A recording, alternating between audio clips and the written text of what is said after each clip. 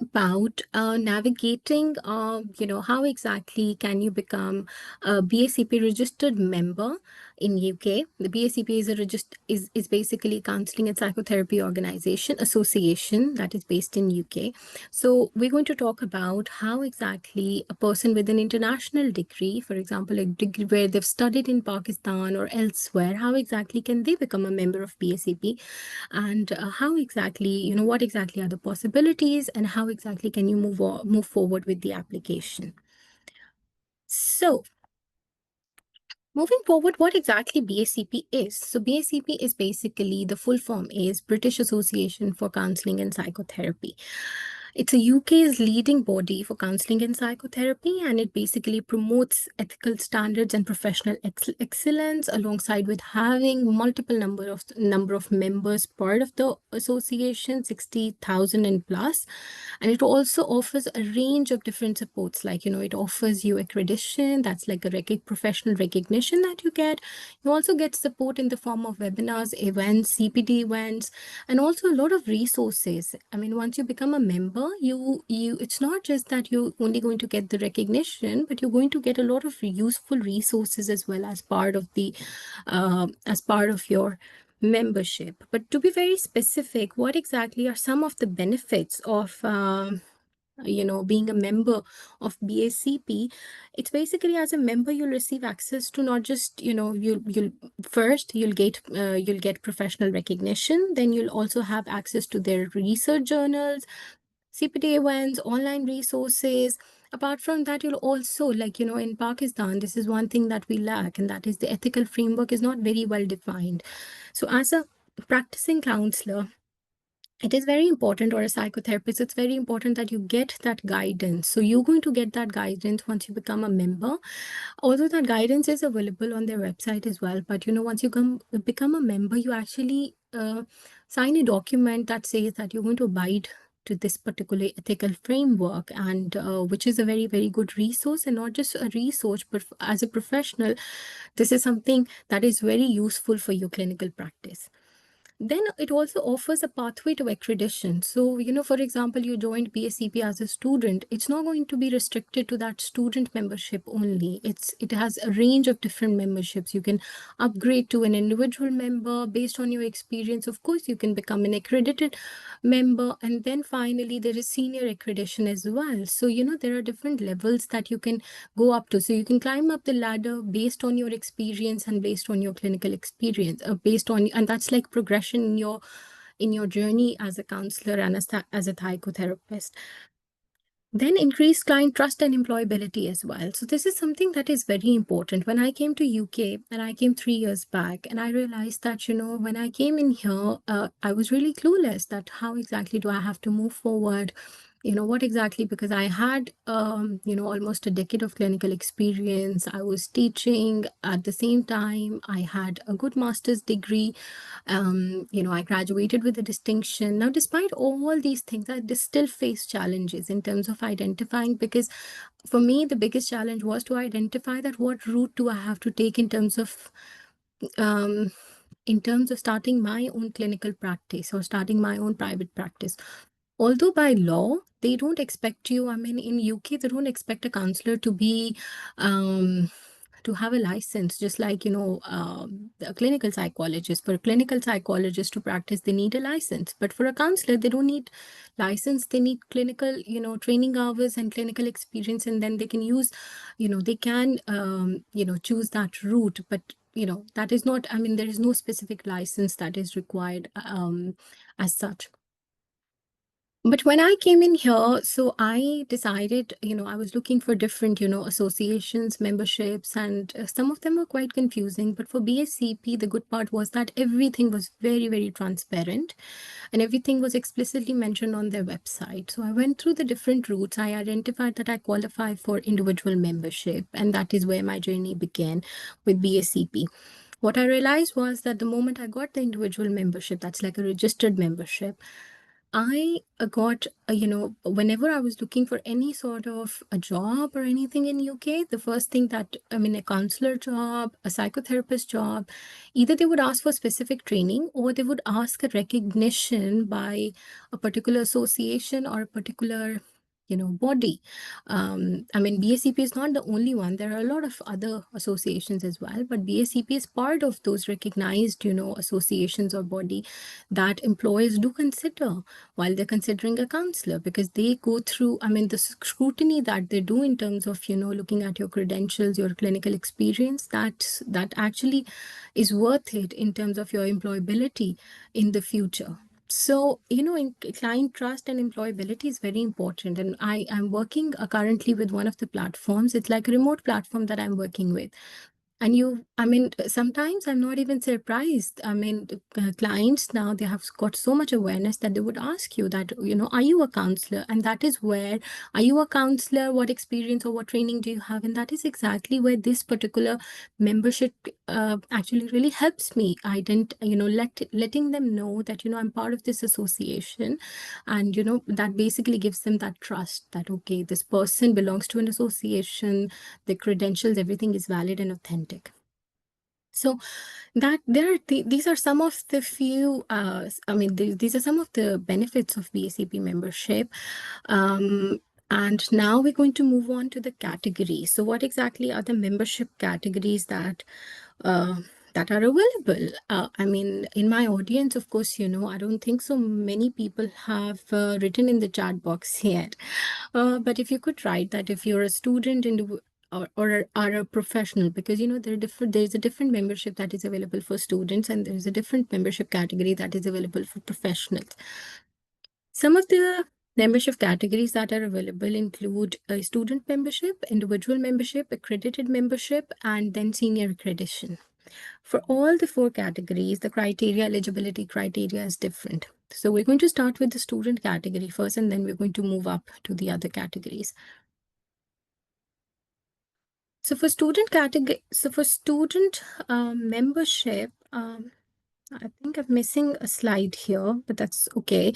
For student membership, things are pretty clear in terms of, what exactly is the you would say eligibility criteria for student membership, because your course should meet certain for example, this is basically for people who are in UK, who are part of an accredited program that is recognized by BACP, and they abide, or they in future they will abide to the ethical framework that they've set, and that is how this particular student membership, they will be eligible for the student membership. But they also have to demonstrate good English proficiency, because of course, this is an association based in UK and their native language is English, and that is an expectation that they have from, their members as well.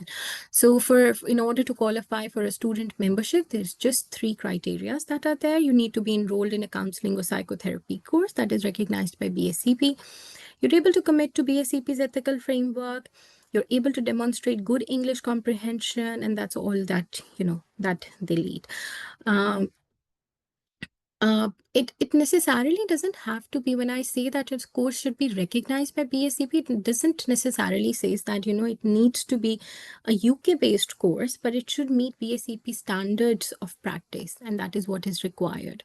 Sometimes we do tend to get confused that, how exactly can we check if my course is recognized or not? So I'm going to share a useful resource. I mean, I'm going to share different links where you can go to those links and identify if your course does meet the standards that they've set for certain courses that are eligible for accreditation. If you feel that all that they've mentioned, you've for example, when I came here, I had a master's degree in clinical and counseling psychology, and for me the first challenge was to actually get it considered as equivalent to the level 7 masters here, because there was a professional who basically I went for an interview, they asked me my experience, and they said that, you probably overqualified for the role. And that was basically the reason for my rejection, that I was overqualified. And they said that probably you need to see that you do qualify for certain memberships, and just explain, even if the course is not an accredited course, just explain to them in a letter, or ask for a letter from your institute that you've graduated from, and just try to demonstrate that you have all the clinical skills and you have learned all the clinical skills during that program, and that would be really helpful. And that is what exactly helped me, and I'm going to touch base on that as well later during the session. So this was about, student membership, 3 things required: enrolled in a course, abide, you plan to abide the ethical framework, and you also, the third one is that, you have good English proficiency. I mean, you're able to demonstrate good English proficiency in terms of its comprehension. The second category, and the rest of the 3 categories are basically for different for professionals, but based on experience and your clinical hours that you've served, you qualify for different categories. For example, for individual category, the minimum number of hours is 150, 150 number of hours that are clinical face-to-face hours, where you've seen a client, for psychotherapy or counseling, for a minimum number of 150 hours. So yeah, that is, and there's a set criteria that is required for you to demonstrate that you do have knowledge and you do have skills. So the best thing here would be to get, if you've got a degree, you've got a master's degree, that I mean, you were enrolled in a master's degree in Pakistan. So the moment you graduate, I would recommend that there is a possibility that you can get your degree, you can get a UK-based equivalent for your degree. So for example, for my degree, a master's in clinical and counseling psychology, when I got my equivalence, it was considered equal to a level 7 master's here. And I'm no more, sometimes there's a misconception that, in order to study further, you might have to go for a conversion course, or you might have to do a top-up master's. No, that is not required. If you get equivalence done, for equivalence, there are some documents that are required. I'm going to share the link as well in the follow-up email that I'll be sending to all the participants. And basically, there's this website previously it was known as NARIC, but you can easily, search that on Google. All you have to do is just go set up your account, provide them with the attested HEC copies of your transcripts, I don't think so they require course outlines, but they do require transcripts, and they also require your degree. And there's some very minimal information that they require from you in terms of years and, dates, a date of graduation and stuff, and the title of the degree. They verify that. Sometimes, there's a higher cost involved. They would return it back to you with a decision within 48 hours, but it's like very costly. But usually, it would take about good 6 weeks for you to receive the equivalence. You have the option to receive it online in a PDF form, or you do have the option to receive it by post as well. But it's always better to get it online, because this is how you're going to submit it anyway. So when I applied to BACP, I did use that as a way to demonstrate that, my particular course in MS in Clinical and Counselling Psychology is basically equivalent to the level 7 masters here. Additionally, as part of the individual membership, I was again, qualifying for the 150 hours, but they requested for course outlines as well. They said that, we would need your course outlines, and if you could provide with that. So my course outlines altogether, I did submit that, but they didn't have the description that how many number of clinical hours are all the courses covering. I mean, placements covering, for example. So I, during my master's, I went for 2 placements, one adult placement, and there were other courses as well that had community work and outreach things involved. So the number of hours altogether were quite higher in comparison to what exactly the requirement was by BACP. So in order to demonstrate that, I did request a letter from my institute, and I said that if you could send me a letter with all the details that how many number of clinical hours have I covered, and what exactly was your criteria in terms of identifying that whatever I've learned over these years, I'm able to demonstrate that.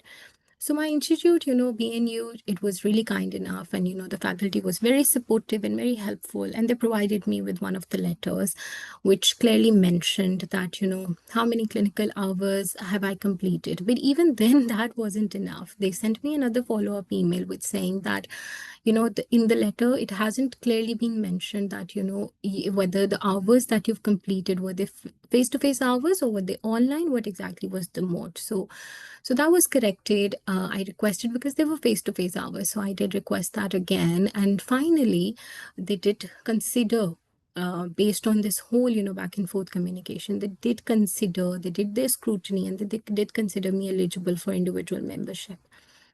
So it wasn't eight after getting the individual membership because individual membership doesn't really hold any value. You can get individual membership, but when it comes to employability, it doesn't really add anything in terms of you having higher chances in terms of being employed.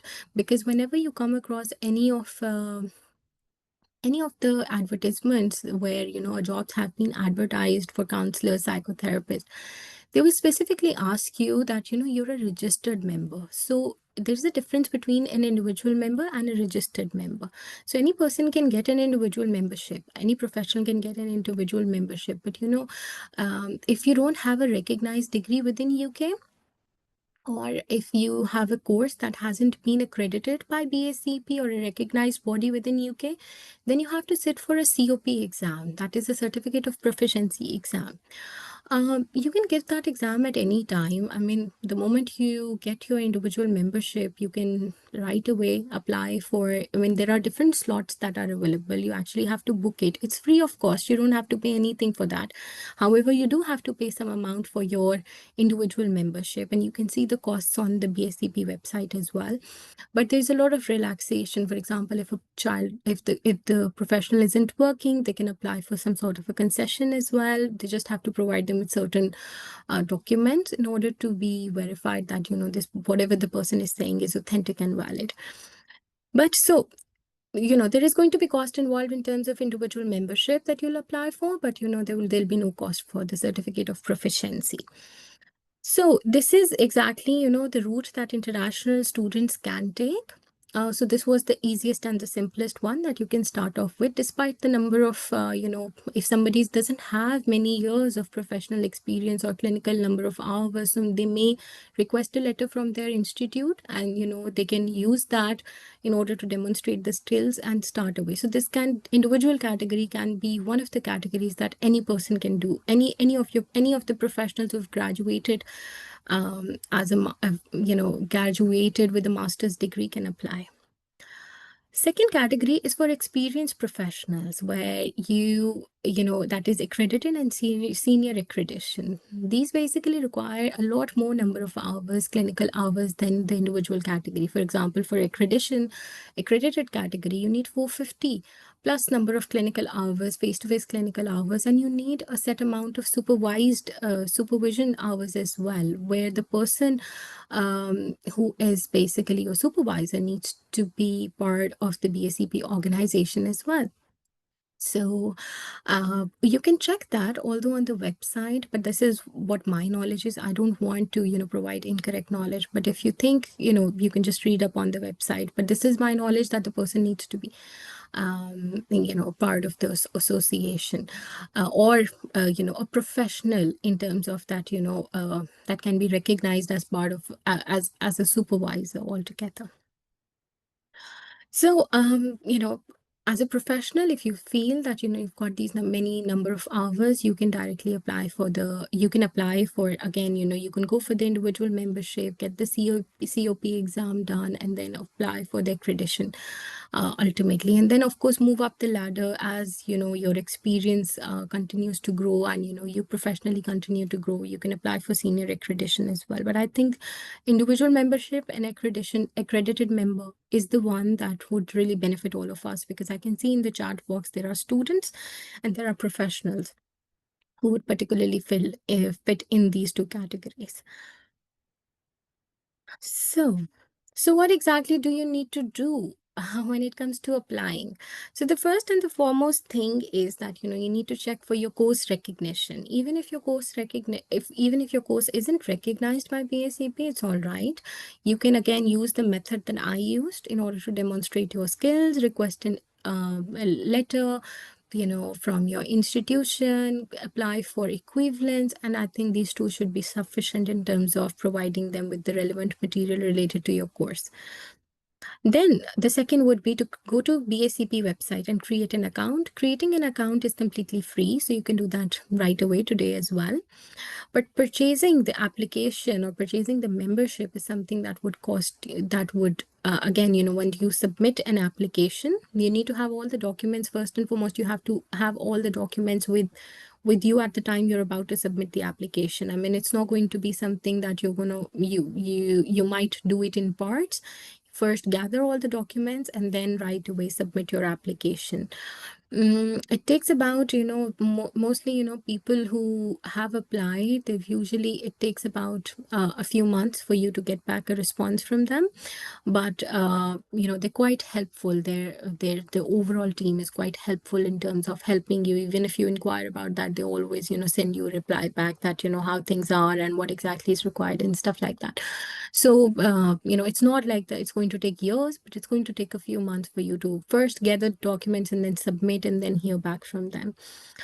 So you create a BACP account, you purchase the membership, and submit all your documents, and then finally submit your application for whatever membership category you're applying for. And the moment you submit the application, you also have to pay a fee, according to the membership category that you've chosen. So once that is done and you hear back, once that is done, of course, you receive a confirmation, and after a few weeks, you receive, the decision as well. So once the decision is there, you're able to access the portal on the BACP website related to CPT events and, different resources and tools, and even job openings that are there on their website. You're able to access all of them. So that is very helpful. And once you get your individual membership, the first and foremost thing that I advise everyone to do is to book for their COP exam. That is also something that you can do on the website. Although there's no cost involved, but you always have to go to the portal and you have to purchase the COP exam. But it's very simple and straightforward, so nothing to worry about. So you might get a date in another 2 months, but yeah, booking earlier is always better. It's not that, if you've got at least 2 years for you to pass this exam, and you can, sometimes people who fail in the first attempt, they can apply in another, for other attempts as well. Like it's the second and the third attempt, and there is there is a wait period after the third attempt if you fail that. But yeah, it is, all based on their ethical framework. They look at your clinical skills, how you're able to demonstrate that. And it's quite an interesting exam, to be honest. It's a 2 hours in the exam that you appear for online, but yeah, you enjoy doing that because, there are case studies and stuff, and you're able to practice online through those case studies. So yeah, that is going to be something that you have to book. So booking earlier would be helpful. Okay. Now, so this was about the individual membership. How exactly do you have to go? So once you get the individual membership, it's a very straightforward process. Then start, getting supervised hours from a supervisor who's either, you can look what exactly are the credentials for the supervisor on BACP. I don't want to, provide you with incorrect information, but see that, usually what I've seen in my, with my colleagues is that their supervisors and my supervisor even is a BACP recognized person. So that is something that really helps in terms of them filling the supervision log. So make sure that, you're also getting it from a person who's also a recognized professional. So you need to have 450 number of hours, clinical hours for accreditation, and also supervision hours. And ultimately you are then, and there are a few forms that you have to submit, which basically help you demonstrate that, you've got the clinical skills and knowledge to be an accredited member. Being an accredited member really, really helps you, and it's really worth it because it really opens doors for a lot of opportunities in job wise, and there are a lot of remote roles available, but there are also in-person roles available, which are quite helpful for international students. So as a professional, once you get the individual membership, I would definitely say that start looking for a supervisor, get your supervision hours, and then move forward up. You start planning for accreditation at least, because in another 1 to 2 years you should be applying for accreditation. That ultimately is very helpful for you. So some of the common mistakes that people do in terms of making an application. The first is that do not read the ethical framework. The ethical framework is available on YouTube, I mean, in the form of short videos, and it's also available on the website, clearly mentioned in the form of a document. So it's a very helpful read if you would like to go and read that. Incorrect or incomplete course details, and that is very difficult for them to actually, because if they're doing a scrutiny of a particular course that is not recognized in UK or not accredited by a particular body, it's difficult for them to make sure if whatever information we are providing, if that's correct and authentic and valid. So always make sure that you request whatever information that you're requesting from your university, because then that will be considered as authentic and valid.